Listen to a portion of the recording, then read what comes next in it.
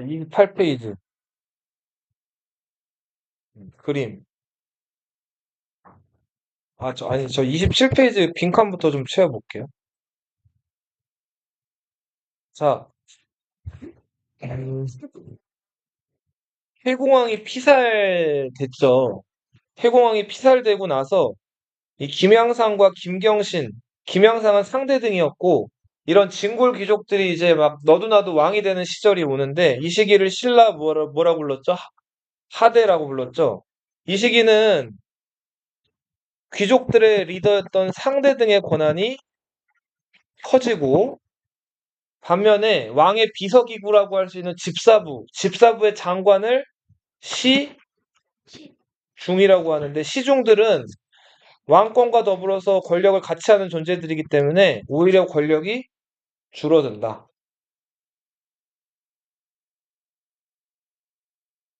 자, 그러던 시기가 이 신라 하대였고, 요 시기에는 이제 무열왕 집계가 아니라 내무랑의 먼 후손들, 내무랑 반계가 임금을 하던 시절이죠.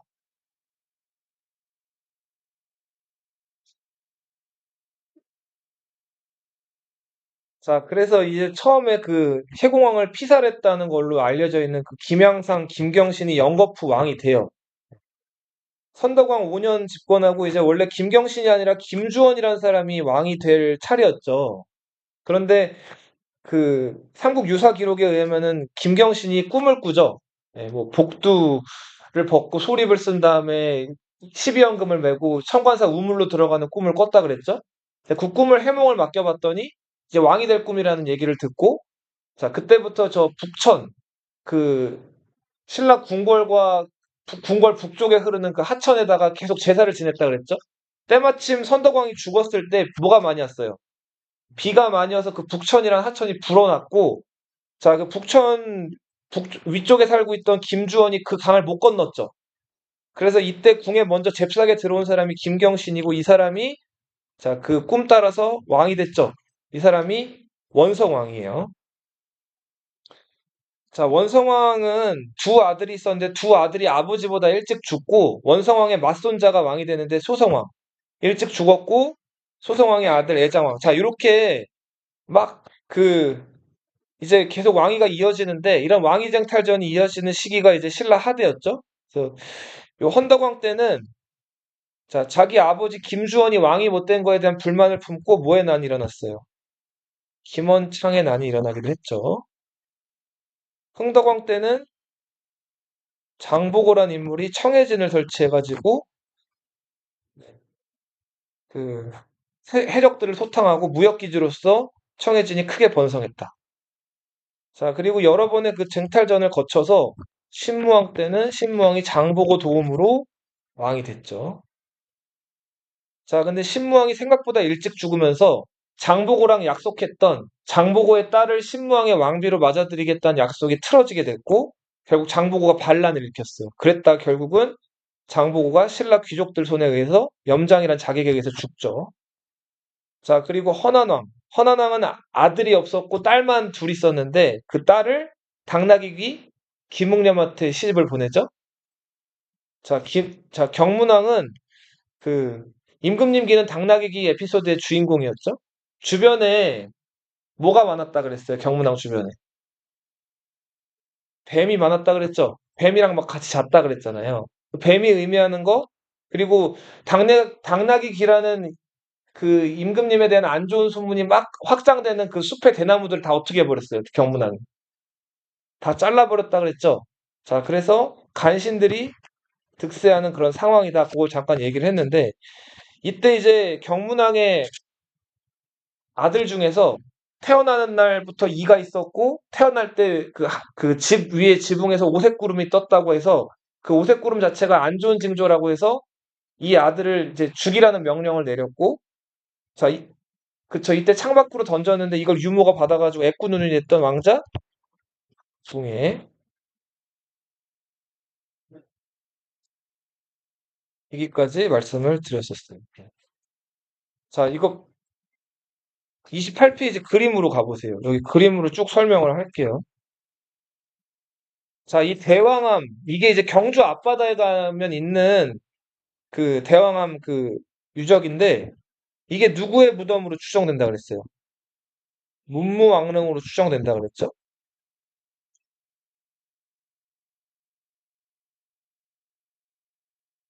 자, 문무왕 하면은 삼국 통일을 이뤄냈던 네, 통일신라 초석을 다진 인물이고,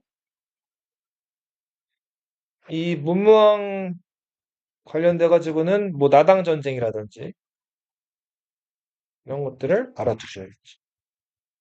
그리고 문무왕이 죽어가지고 자기가 뭐가 된다 그랬죠? 네, 용이 돼가지고 왜적들을 지키겠다. 뭐 이런 얘기들을 했고, 자, 문무왕이 죽고 나서 문무왕의 아들 누가 즉위했어요? 신문왕. 동해바다 앞으로 섬 하나가 왔다 갔다. 네. 자, 이때 그 섬 위에 낮에는 그 둘이 되고 밤에는 하나가 되는 대나무가 있었죠. 이 대나무를 베어다가 만든 피리가 만파식적. 자, 수만 개의 파도를 얌전하게 만드는 피리. 자, 이거는 곧 뭐를 상징한다? 전제왕권을 상징한다. 자, 신문왕 때 있었던 중요한 일. 자기 장인어른이었던 김음돌의 난을 제압을 했죠. 김음돌도 상대등이었어요. 그리고 충성과 효도를 가르치는 유학교육기관 국학을 설치했다. 자, 신라를 고구려 3주, 백제 3주, 신라 3주 해가지고 구주와 5개의 작은 수도 5, 소경으로 나눴죠. 그리고 신라 수도 서라벌을 수비하는 중앙군으로 9, 서당, 지방을 수비하는 부대로 10, 정, 진골 귀족들에게 지급되던 토지, 노급을 어떻게 했죠? 없애버리고 새로 지급한 땅이 관, 전.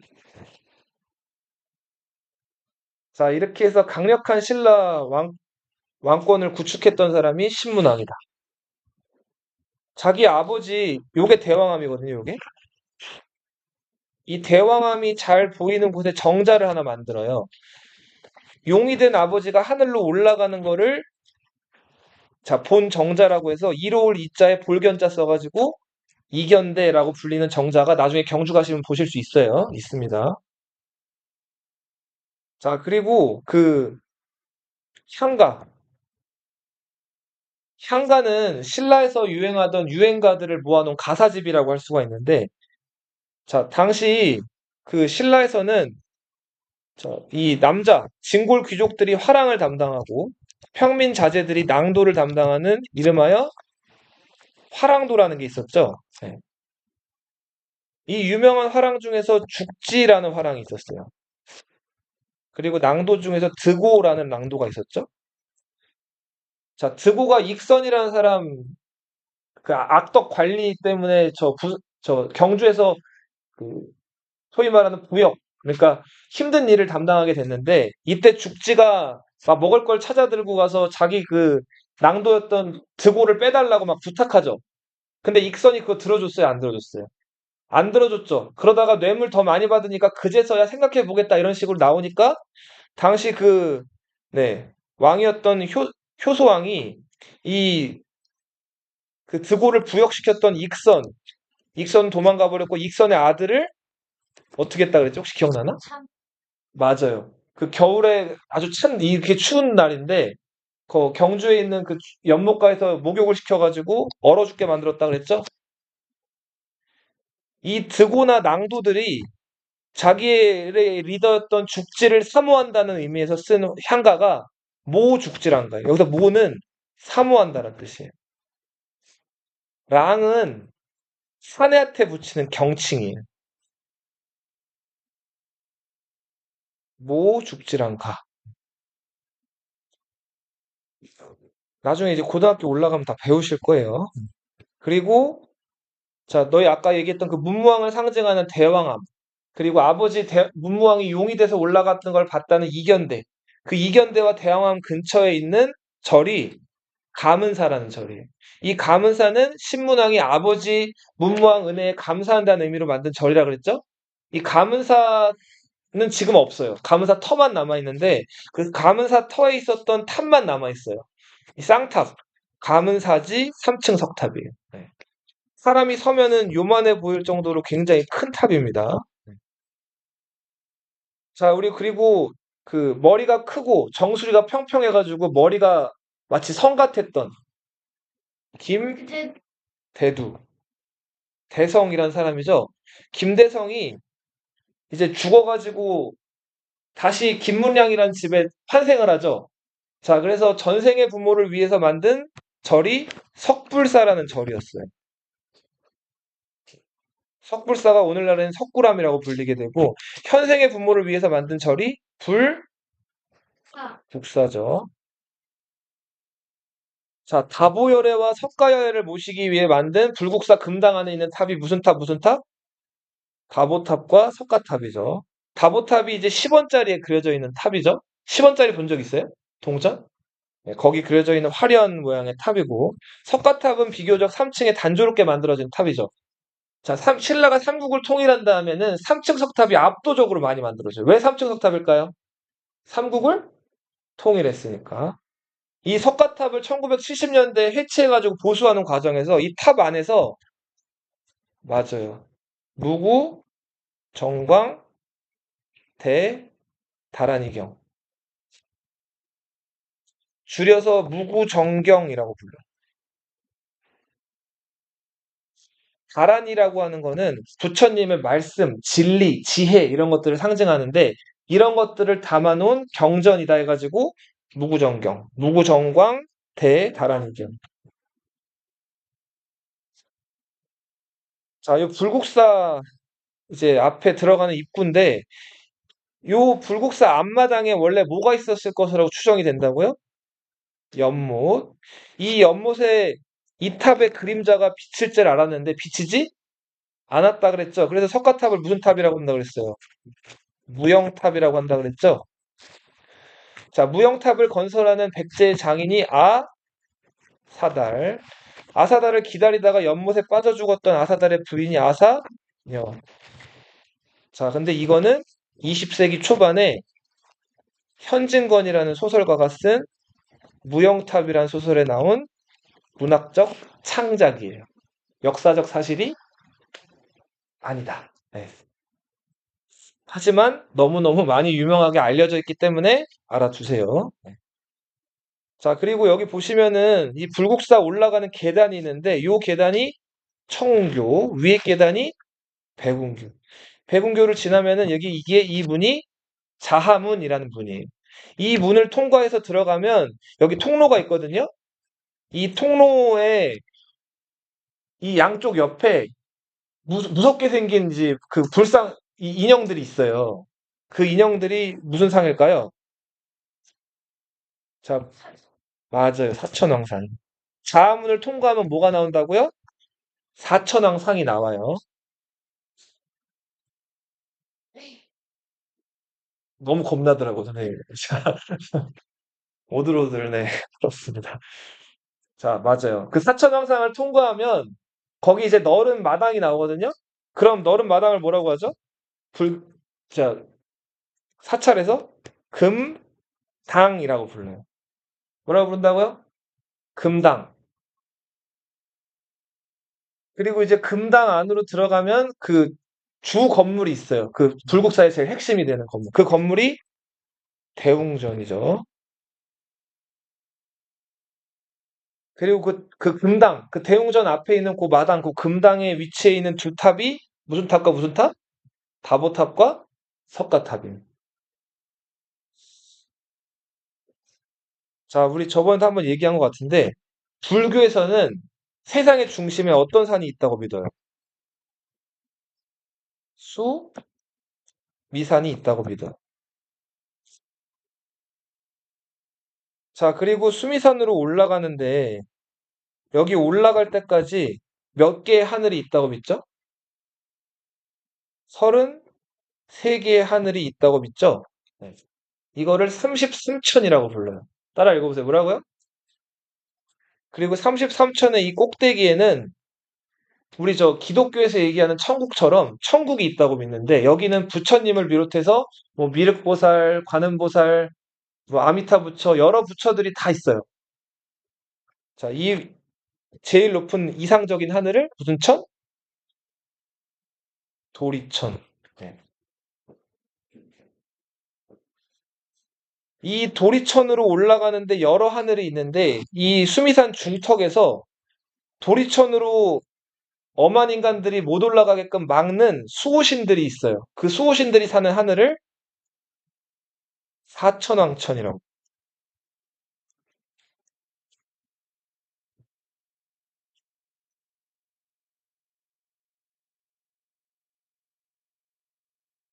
자, 선덕여왕이 자기를 어디 묻어달라 그랬어요?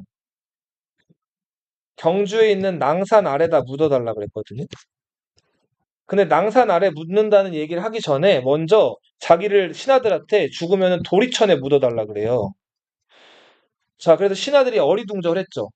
뭐 말이 도리천이지 뭐 진짜 도리천이 이 세상에 존재하는 하늘도 아니고. 그래서 신하들이 어리둥절해 하니까 이 저 선덕여왕이 낭산이란 곳 아래다 자기를 묻으면 된다고 얘기를 했단 말이에요. 그래서 선덕여왕은 실제로 죽은 다음에 낭산 아래다가 낭산 중턱, 네.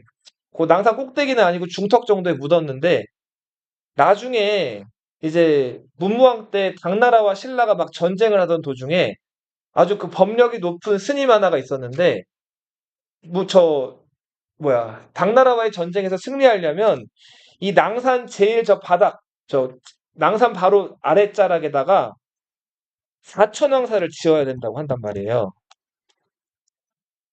그래서 문무왕 때 그 부처님의 힘을 빌어가지고 당나라를 물리치기 위해서 낭산 제일 저 밑자락에다가 뭐를 지었어요? 어떤 절을? 사천왕사라는 절을 지었어요. 자, 사천왕사에서 조금만 올라가면은 선덕여왕의 무덤이 있는 셈이 된 거죠. 자, 그래서 선덕여왕이 도리천에 자기를 묻어달라고 했다는 얘기가 딱 맞아 떨어뜨려졌죠. 네. 자, 그래서 아무튼 선덕여왕은 죽은 다음에 자기가 어디에 묻힐 것까지 미리 알고 있었던 여왕이었다. 라는 게 삼국유사에 이제 실려 있는 이야기. 네. 뭐 그런 얘기들 할게요. 자, 불국사. 네. 자, 요거는 기파랑이라는 아주 품행이 뛰어났던 화랑을 찬양했던 찬기파랑가라는 향가예요. 역시 향가입니다.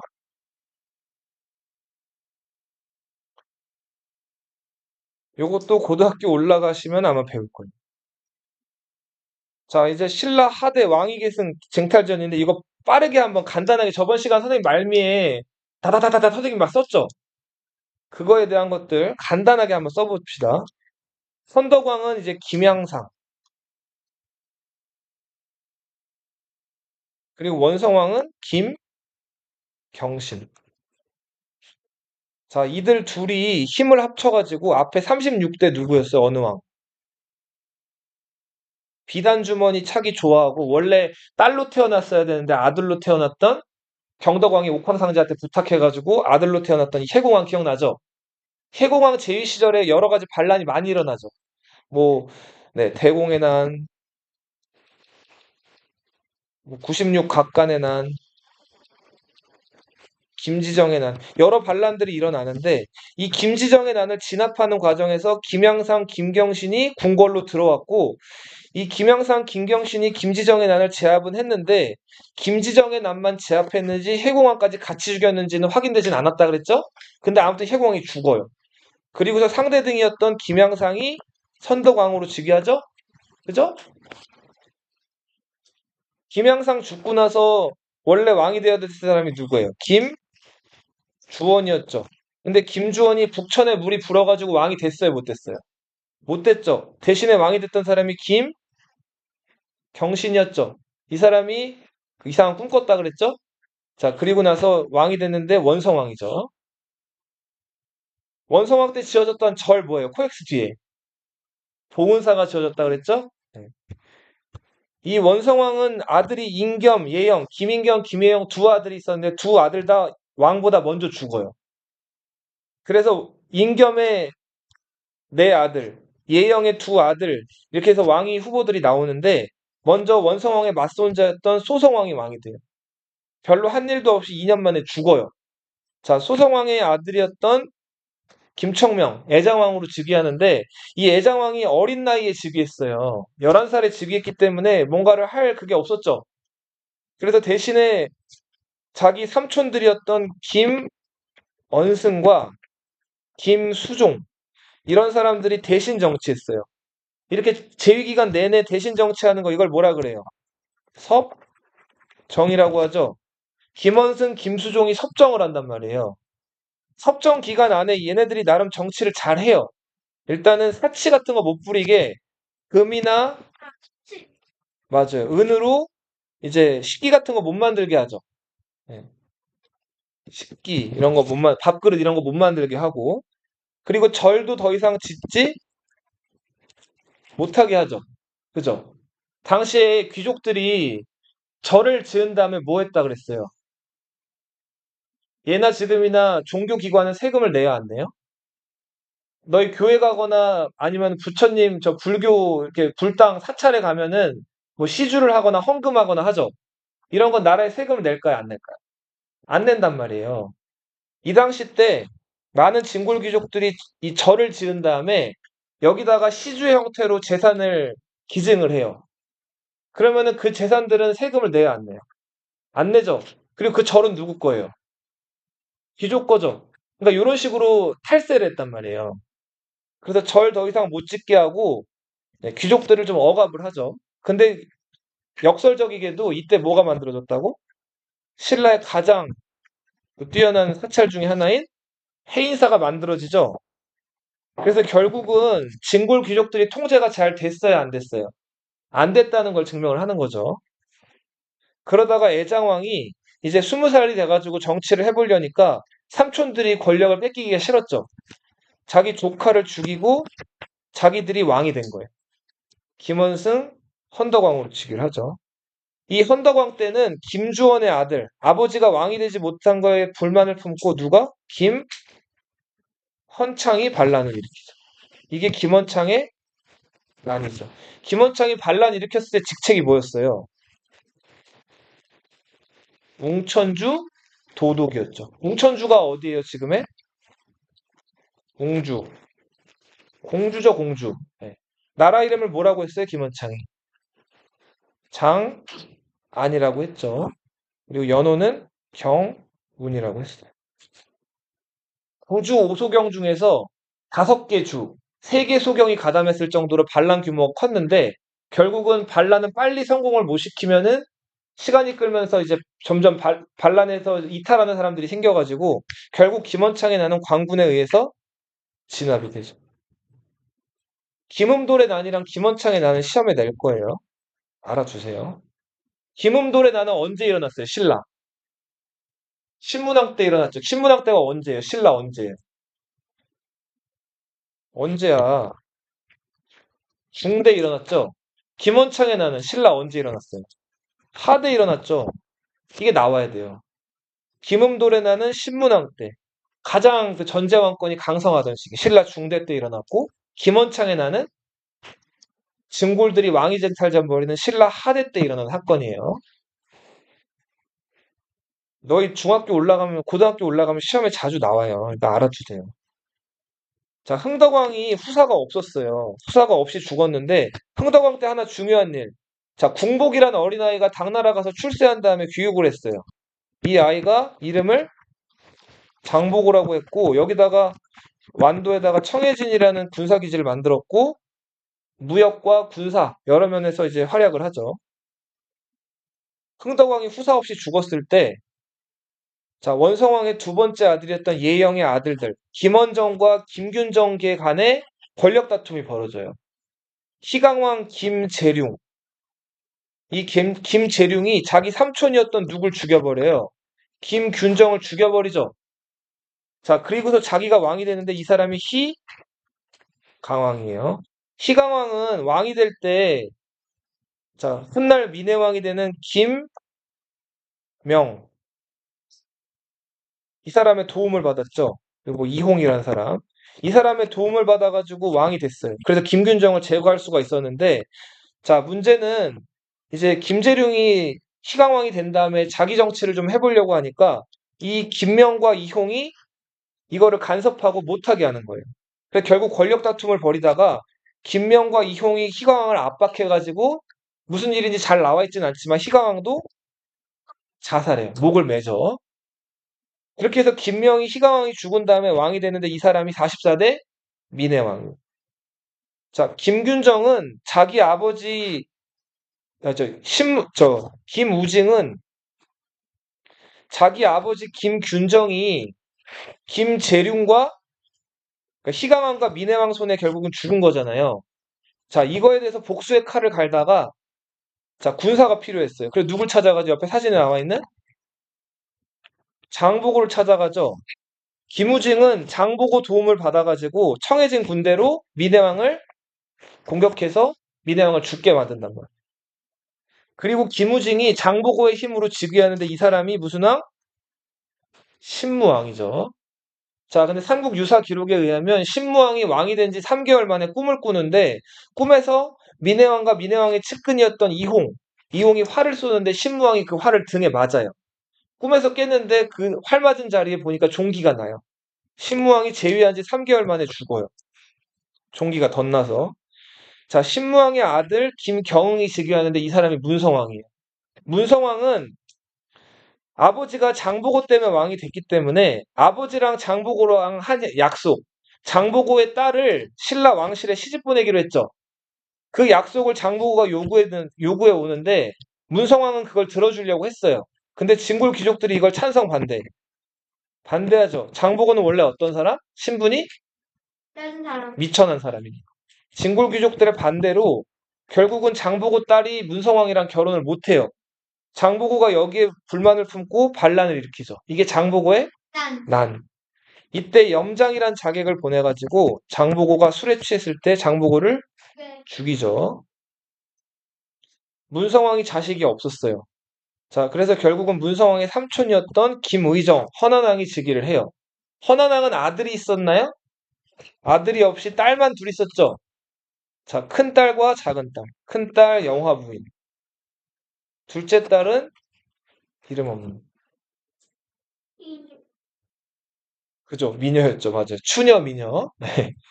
자, 당시 희강왕의 아들이었던 이거는 그냥 알아면 돼요. 김계명이라는 사람과 김균정의 그 딸이었던 그 광화 부인이라는 사람이 결혼을 해가지고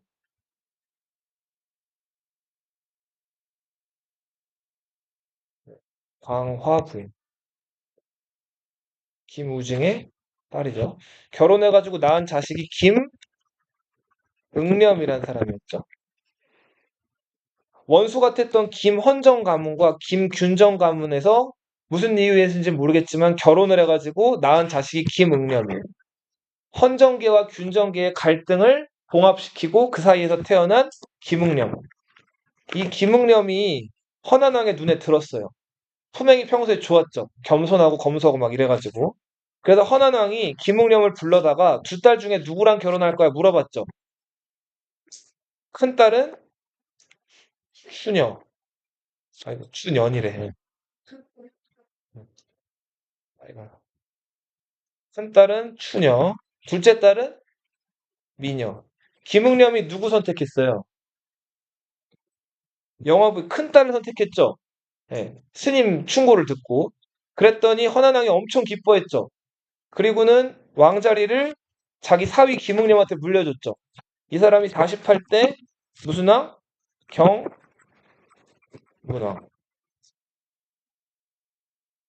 자, 경문왕은 이 영화 부인, 그 첫 번째 부인이랑 결혼해가지고 왕이 된 다음에 두 번째 부인도 자기 부인으로, 두 번째 딸도 자기 부인으로 만들죠.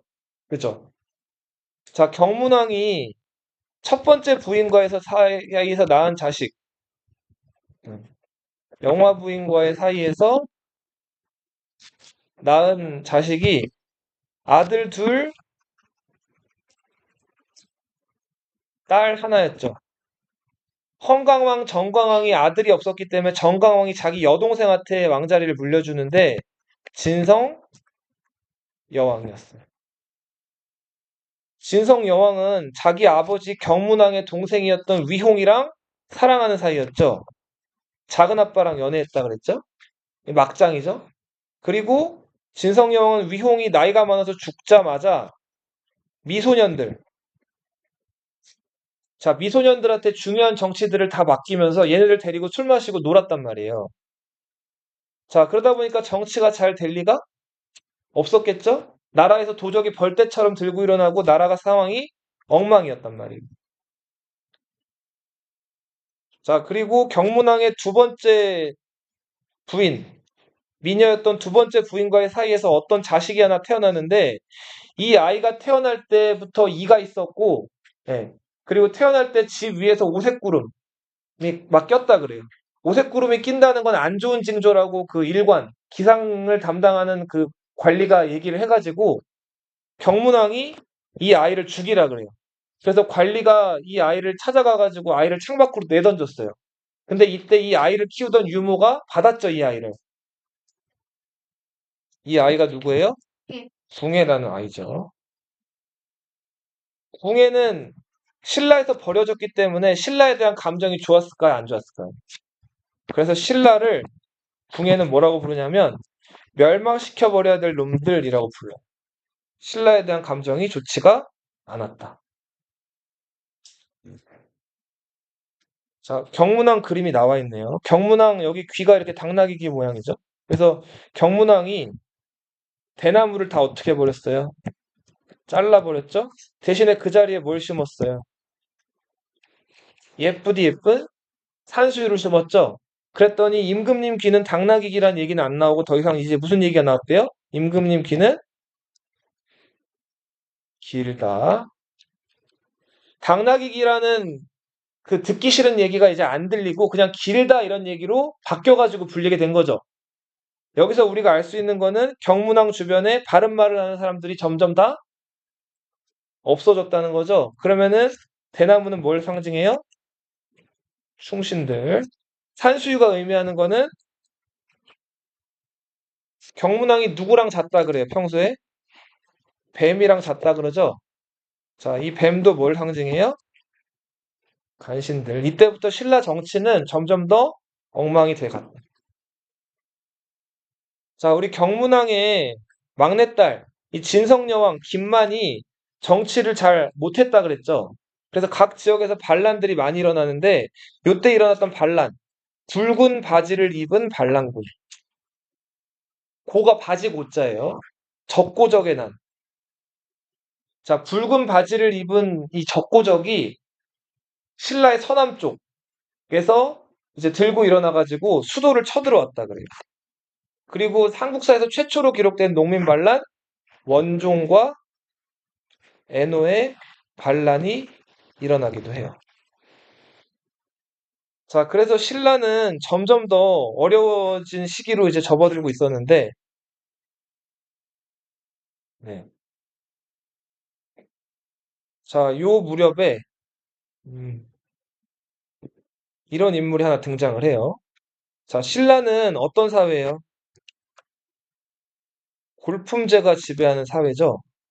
여기서 골 하면은 이거는 뭘 의미하죠? 뼈. 성골과 진골. 품 하면은 육두품, 오두품, 사두품. 3두품부터 1두품까지는 있었다는 기록이 나와 있진 않지만은 6, 5, 4로 내려가는 그 맥락으로 봤을 때 있었을 거라고 추측은 돼요. 근데 이 3두품부터 1두품들은 이 두품적으로 다 귀족들이거든요, 진골이랑. 근데 이들은 삼국통일 이후에는 평민으로 간주되었을 거라고 학계에서는 얘기를 해요. 근데 아무튼 성골, 진골의 골족, 6두품부터 5두품, 4두품의 두품족의 품자를 따가지고 신라의 이런 신분제도를 뭐라고 부른다? 골품제라고 불러요.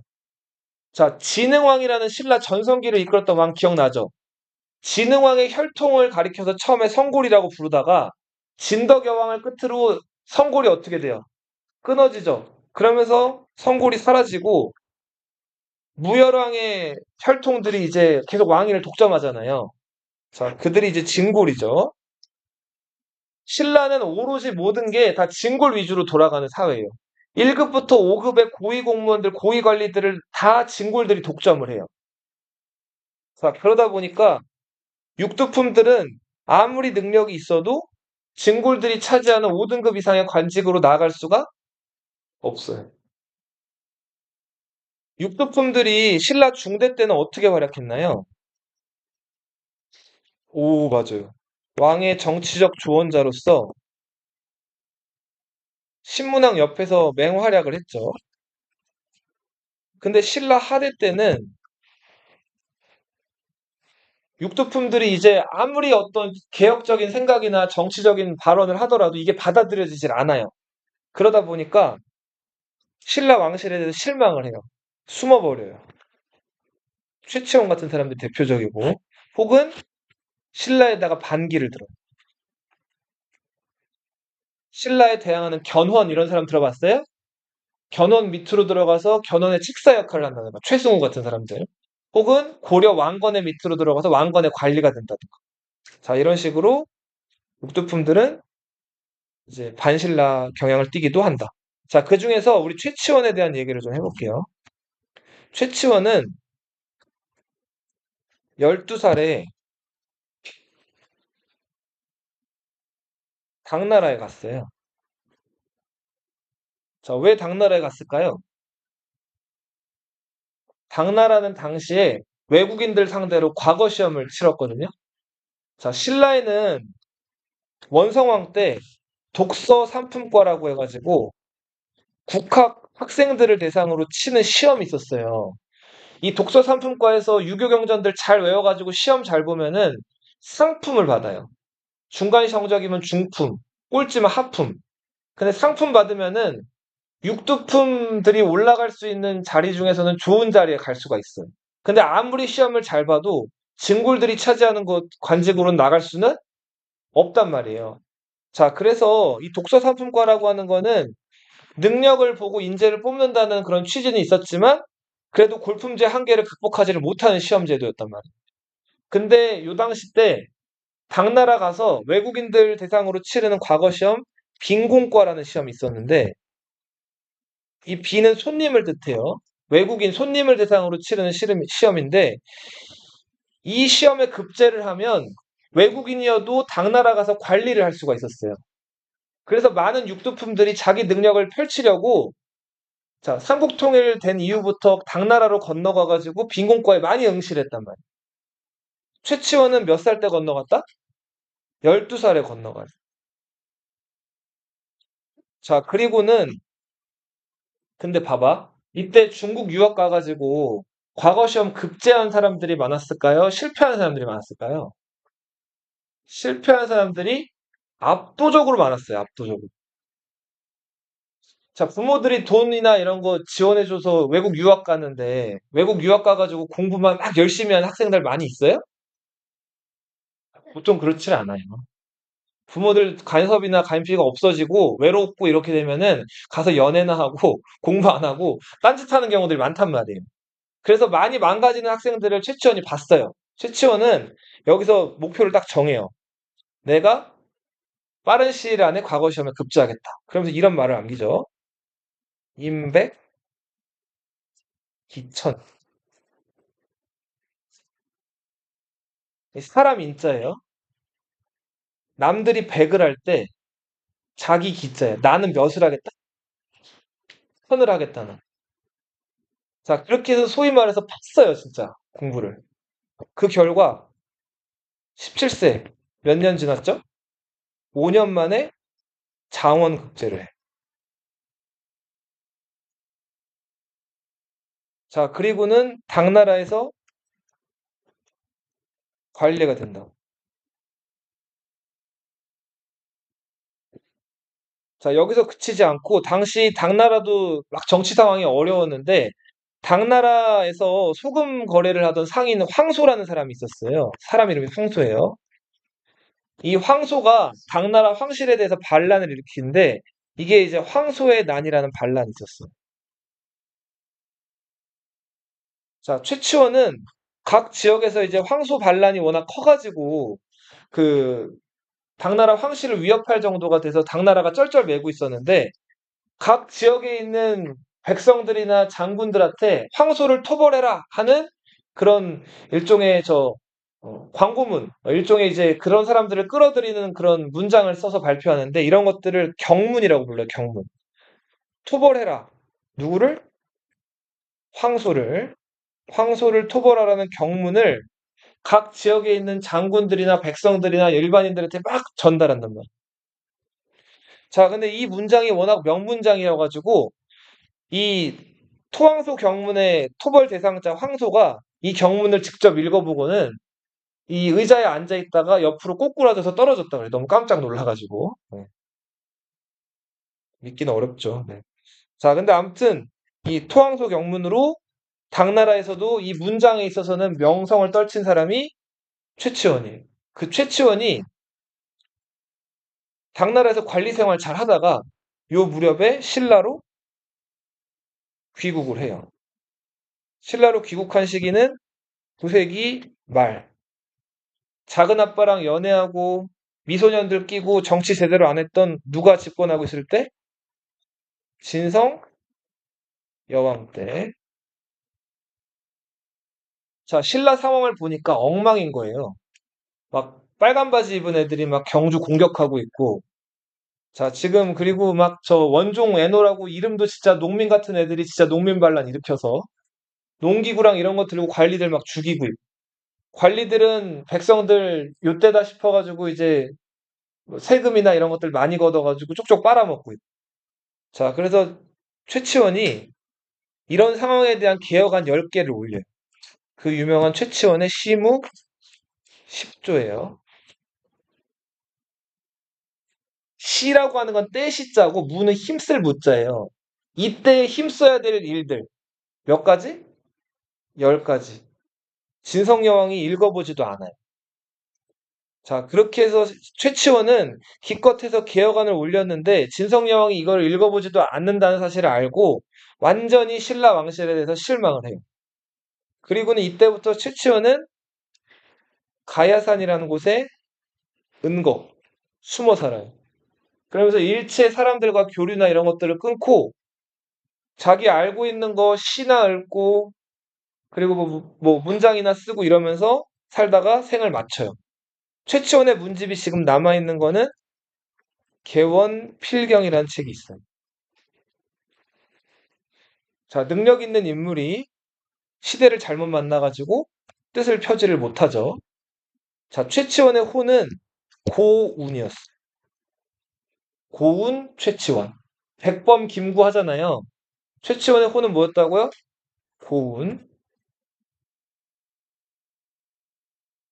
자, 아까 경문왕이 아들 둘, 딸 하나 있었다고 그랬는데 큰아들이 헌강왕, 둘째 아들이 정강왕, 막내딸이 진성여왕이라고 그랬죠? 헌강왕 때 이제 왕이 그 바닷가에 놀러 가요. 자, 놀러 갔다가 안개가 너무 자욱한 거예요. 그래서 그 기상 이런 거 관측하고 연구하는 그 관리한테 물어봤어요. 어떻게 하면 안개가 걷히지? 그랬더니 그 일관, 그 기상 관측하는 관리가 지금 용이 화나가지고 용이 지금 삐져가지고 여기 안개를 지금 자욱하게 한 거니까 그 용을 달래야 된다는 거예요. 자, 그래서 용을 위해서 절을 지으래요. 그래서 헌강왕이 또 절을 만들어요. 자, 구름이 개인다 해가지고 개운사라는 절을 동해 그 앞바다에다 만든단 말이에요. 자, 그랬더니 용이 기뻐하면서 이제 바다 밖으로 나와가지고 자기 아들 7명을 데리고 나와서 같이 춤을 췄다 그래요. 용춤. 네. 자, 그래서 용이 막 기뻐하고 이제 한창 춤을 추고 놀다가 안개도 거치고 서로서로 좋은 분위기에서 이제 돌아가려고 하는데 헌강왕이 용의 아들들 7명을 잘 살펴봤더니 그 중에서 막내 아들이 좀 괜찮아 보이는 거예요. 자, 그래서 헌강왕이 그 용의 막내 아들한테 가가지고 자기 곁에 남아가지고 자기 정치를 도와달라고 부탁을 해. 자, 그렇게 해서 하도 강국하게 왕이 설득을 하니까 그 용의 막내 아들이 남아요. 신라에. 그 아들 이름이 처용이었어요. 뭐라고요? 처용. 네. 자, 근데 이 헌강왕은 처용이 자꾸 돌아갈 것 같은 거예요, 바다로. 걱정이 됐겠죠. 그래서 이 처용을 못 따라가게 하려고 꾀를 내요. 어떤 꾀를 냈을까요? 그쵸. 미인 아내를 줘요. 예쁜 아내가 있으면 바다로 들어갈 생각이 없어질 거 아니에요. 그래서 처용한테 미인 아내를 장가가게끔 이제 시집을 보내줬죠. 자, 근데 이제 문제는 처용이 볼 일이 있어가지고 이제 잠깐 집 밖으로 나갔어요. 자, 집 밖으로 나갔는데 자, 그러다가 이제 밤이 돼가지고 집으로 들어왔어요. 자, 근데 이부자리가 깔려 있는 거예요. 뭐지? 어디야? 마누라 아픈가? 자, 그래서 이부자리를 봤는데 이부자리가 이렇게 덮여 있고 이부자리 아래로 다리가 나와 있는데 다리가 몇 개? 네 개인 거예요, 네 개. 자, 두 다리는 내 마누라 다리인데 두 다리는 누구 다리야? 뭐 털도 있었던 것 같아요. 자, 그래서 네. 마누라가 어떻게 한 거예요? 아내가. 그죠? 바람을 핀 거죠? 네. 자, 보통 너희가 만약 이런 상황 당했으면 어떨 것 같아요? 죽여요. 네. 그 남자 있잖아요. 그 남자의 네. 남자 다리가 뭔지 알 수 있거든요. 자, 암튼 너희가 결혼을 했는데 너희 배우자, 너희 남편이든 아내든 자, 집에 들어가는데 다른 남자, 다른 여자랑 자고 있다고 생각해봐요. 이불 덮고. 어떻게 할 것 같아요? 때려요? 그 칼로 거기를 칼로? 어떻게 할 것 같아? 수영이 어떻게 할 것 같아요? 증거 확보하고. 맞아요. 예. 사진을 찍어야겠죠. 요즘 같으면. 근데 이 당시 때 어떻게 했을 것 같아요? 그림을 이 그려가지고 처용은 깨워요. 근데 그 장애 어른일 수 있잖아요. 집 밖으로 나와요. 그 다음에 여기 지금 가라고 나와 있죠? 노래를 부르면서 춤을 춰요. 요 친구는 정신 좀. 이게 처용가예요. 자, 서울 밝은 달에 너희 같이 읽어봐. 서울 무슨 달에? 다가 들어와 잠자리를 보니 가랑이가 넷이로다. 네. 술은 나의 것이었고 술은 누구의 것인가. 군디 내 것이지만은 아상한 것을 어찌하리요. 아사 간다는 게 뭐야? 아사 간다. 빼앗아 간다는 거죠. 원래 내 아내 달인데 이거 이미 뺏긴 걸 어떡하겠어. 모든 걸 다 어떻게 한 거예요? 체념한 거죠. 그쵸? 포기한 거죠. 그리고서는 노래를 부르면서 춤을 췄다고. 자, 처용이 이렇게 춤을 추니까 그 상간남, 그 바람핀 남자 있죠? 그 바람핀 남자가 어땠을 것 같아요? 그쵸? 많이 놀랬던 것 같아요. 그래서 이 바람핀 남자가 자기 정체를 드러내요. 자, 정체를 드러내는데 처용한테 가가지고 자기는 사실 사람이 아니고 역신이었다는 거예요. 이 역신할 때 역이 뭘까요? 역병. 그렇지. 전염병을 상징해.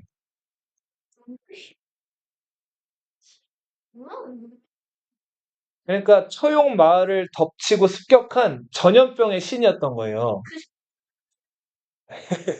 그쵸? 자, 그래서 이 전염병의 신이었던 역신이 처용한테 내가 당신 춤추고 노래하는 걸 보고 너무너무 깜짝 놀라고 너무 미안한 마음이 들어가지고 이제 앞으로 당신 얼굴이나 당신 어떤 실루엣이든 뭐든 그런 것만 눈에 띄면은 내가 그 집만큼은 절대 안 가겠소 하고 휙 사라져 버렸다 그래. 그래서 이때부터 이제 전염병이 돌거나 할 때는 전염병이 워이 워이 물러가라 하라는 취지로 처용의 얼굴을 그려가지고 이제 대문 앞에다가 붙여놓는 풍습이 생겨났다 그래, 이때부터. 네. 자, 그리고 그 처용의 얼굴, 이 처용의 얼굴로 이제 많이 그려진 얼굴이 요런 형태의 얼굴이고, 처용의 탈 같은 것들도 만들어져서 요걸 쓰고 사람들이 춤추는 축제들이 있는데, 자, 처용의 얼굴 봐요. 어때요? 예, 못생겼나요? 예. 근데 좀 이거 한국 사람 같아요? 아니죠. 피부 색깔이나, 그리고 이목구비나, 좀 느낌이 어떤 느낌이에요? 이국적이죠? 예. 기억이 좀 자, 처용의 얼굴로 봤을 때, 이 처용이 이슬람, 그쵸? 용의 아들이니까.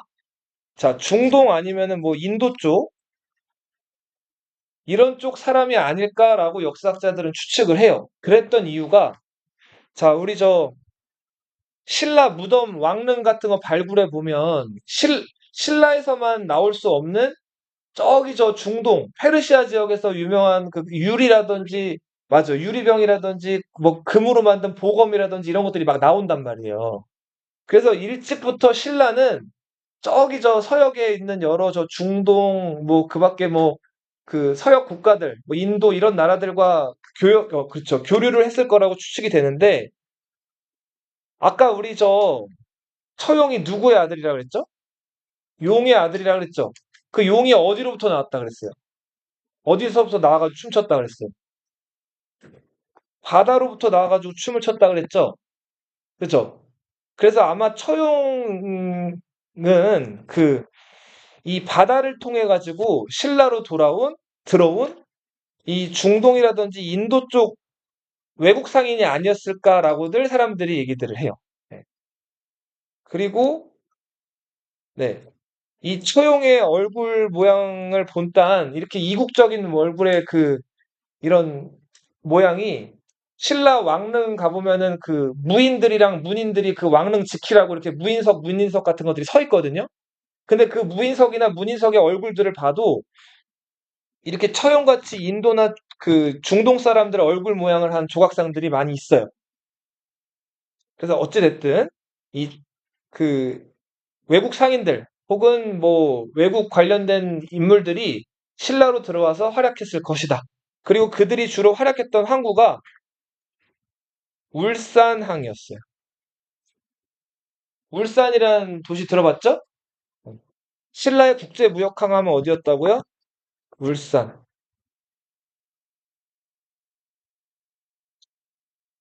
그런 일은 참 끔찍한 일이겠지만 너희도 나중에 누군가 만났는데 바람을 피면 이렇게 춤을 추세요. 노래를 하고. 네. 막 화내고 상대한테 보복을 가하거나 감정적으로 대응을 하면 자기한테 오히려 불이익을 초래할 수도 있죠. 그쵸? 요즘 법이라는 게 무서워가지고, 자, 만약에 남자, 여자가 결혼을 했어요. 어. 그냥 TMI인데, 자, 남자, 여자가 결혼을 했어요. 결혼식을 하는 게 이제 결혼을 하는 거라고 너희는 알고 있죠? 근데 진짜 대한민국 사회에서 결혼했다고 인정을 받으려면 뭘 해야 될까요? 오, 어떻게 이렇게 잘 알지? 예, 혼인신고를 해야 돼요, 동사무소 가서. 그러면 이제 법적으로 묶이는 거죠.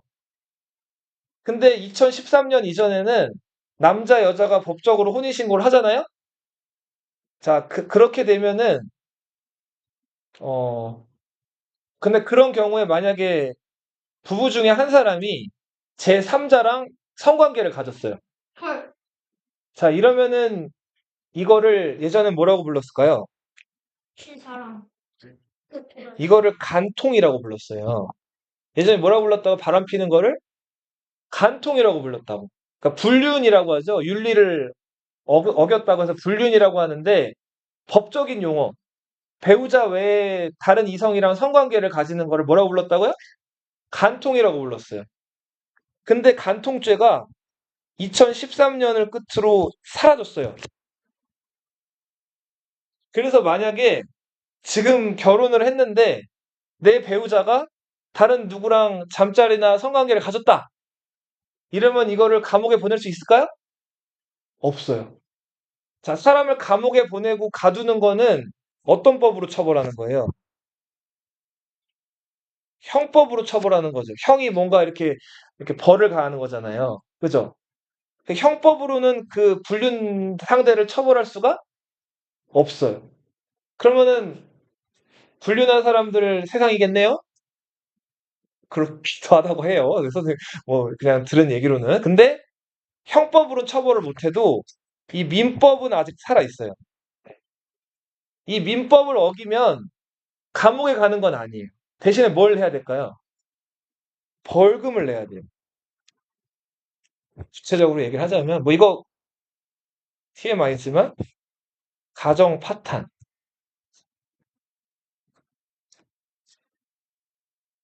네. 그래서 요즘에 그 민법을 어기고 이제 가정 파탄을 낸 그 불륜 상간 남과 여들이 이제 소송을 하고 나면 다 민사 소송으로 들어가는.